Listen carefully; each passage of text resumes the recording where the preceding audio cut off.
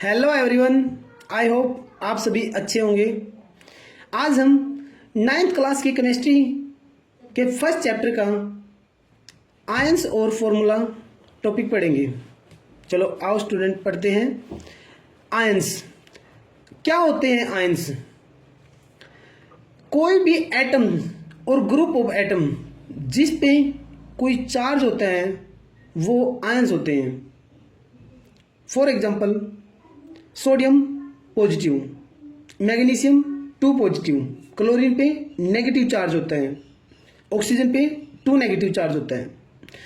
तो ऐसे कि भी किसी भी एटम पे या ग्रुप ऑफ एटम पे जब कोई चार्ज बनता है, और वो चार्ज किस वजह से बनता है? जब वो इलेक्ट्रॉन का लूज करता है और गेन करता है। ऐसे हमारे 2 आयन बनते हैं, पॉजिटिव आयन और नेगेटिव आयन। अब टाइप ऑफ आयंस, जो पॉजिटिव आयन होता है वो होता है हमारा कैटायन। कैटायन किस वजह से बनेगा? अब कैटायन कैसे बनेगा भाई? जब इलेक्ट्रॉन को लूज करेगा कोई भी एटम, तब हमारा क्या बनेगा? कैटायन बनेगा। कैटायन यानी कि उस पर पॉजिटिव चार्ज। तो फॉर एग्जांपल सोडियम की आउटर मोस्ट शेल से जब वो एक इलेक्ट्रॉन लूज करता है तो उस पर आता है पॉजिटिव 1 चार्ज। ऐसे मैग्नीशियम जब 2 इलेक्ट्रॉन लूज करता है तो उस पर आता है 2 पॉजिटिव चार्ज। तो ऐसे हमारे बनते हैं कैटायन।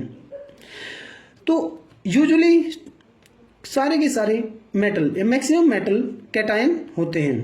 अब एनायन कैसे बनेगा? एनायन यानी कि जिस पे नेगेटिव चार्ज।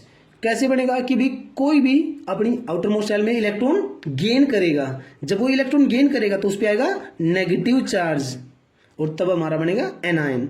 फॉर एग्जांपल जैसे क्लोरीन की आउटर मोस्ट शेल में कितने 7 इलेक्ट्रॉन थे, तो एक इलेक्ट्रॉन लेगा, एक इलेक्ट्रॉन लिया तो -1 charge.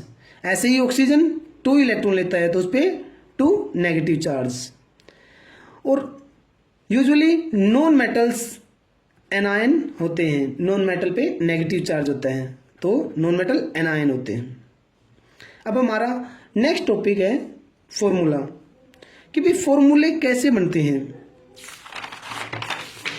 Okay, formula of compound क्या शो करता है? कि भाई एक तो फॉर्मूले किस वजह से बनते हैं? सिंबल ऑफ एलिमेंट क्या क्या होता है? सिंबल ऑफ एलिमेंट्स होते हैं उसमें। Number of atoms of each elements of molecules, कि भी एक मॉलिक्यूल का जो फॉर्मूला होता है उसमें हम देखते हैं कि भी कितने नंबर ऑफ एटम्स हैं। फॉर एग्जांपल जैसे H2, वाटर के अंदर कितने नंबर ऑफ एटम है? हाइड्रोजन के 2 एटम है और ऑक्सीजन का 1 एटम है। अब molecular formula, what is molecular formula? Molecular formula क्या होता है? कि the symbolic representation of a substance, किसी भी सब्सटेंस का सिंबॉलिक रिप्रेजेंटेशन। फॉर एग्जांपल जैसे हाइड्रोजन का सिंबल क्या है? H, उसका मॉलिक्यूल क्या होता है? H2। तो ये क्या है? Symbolic representation showing the exact number of atom present in A molecule, कि वो शो करता है कि उसमें कितने नंबर ऑफ एटम हैं। फॉर एग्जांपल यहाँ पे हाइड्रोजन का मॉलिक्यूल है H2, तो इसमें कितने एटम है? 2। वाटर का एक मॉलिक्यूल है H2O, तो इसमें 2 हाइड्रोजन है और 1 ऑक्सीजन है। ओके स्टूडेंट, अब हम जो हमारा मॉलिक्यूल होते हैं 2 तरह के होते हैं, molecule of elements and molecule of compound. Molecule of elements कैसे बनते हैं? जब एक या एक से ज्यादा एटम्स मिलते हैं, ये सेम एलिमेंट्स के भी एटम हो सकते हैं, डिफरेंट एलिमेंट के भी एटम होते हैं। जब सेम एलिमेंट्स के एटम मिलते हैं तो हमारा क्या बनता है? मॉलिक्यूल ऑफ एलिमेंट कंटेन 1 और मोर एटम, कि एलिमेंट का मॉलिक्यूल है यहाँ पे स्टूडेंट, एलिमेंट का मॉलिक्यूल है जब एक या एक से ज्यादा एटम कंटेन कर रहा है। फॉर एग्जांपल यहाँ पे क्या है? हाइड्रोजन एलिमेंट होता है हमारा। अब ये हाइड्रोजन का मॉलिक्यूल है, ठीक है, वो 2 हाइड्रोजन कंटेन कर रहा है। अब नाइट्रोजन का मॉलिक्यूल 2 नाइट्रोजन एटम कंटेन करता है, और क्लोरीन का एक मॉलिक्यूल है वो 2 क्लोरीन एटम कंटेन कर रहा है। अब मॉलिक्यूल ऑफ कंपाउंड क्या होता है? जो कंपाउंड के मॉलिक्यूल होते हैं बेटा, वो डिफरेंट एटम्स को कंटेन करते हैं। वो डिफरेंट एलिमेंट्स के भी एटम हो सकते हैं। फॉर एग्जांपल जैसे कोई भी फॉर्मूला आप देखते हैं तो जैसे क्या है, कैल्शियम कार्बोनेट, ये एक फॉर्मूला है। यहाँ पे कैल्शियम एक एलिमेंट है, दूसरा कार्बन है और थर्ड क्या है, ऑक्सीजन है। तो यहाँ पे कैल्शियम का एक एटम है, कार्बन का एक एटम और ऑक्सीजन के 3 एटम है। ऐसे ही हम सोडियम क्लोराइड, ठीक है, तो यहाँ पे सोडियम का एक एटम है, क्लोरीन का एक एटम है। H2O, यहाँ पे हाइड्रोजन के 2 एटम है, ऑक्सीजन का एक एटम है।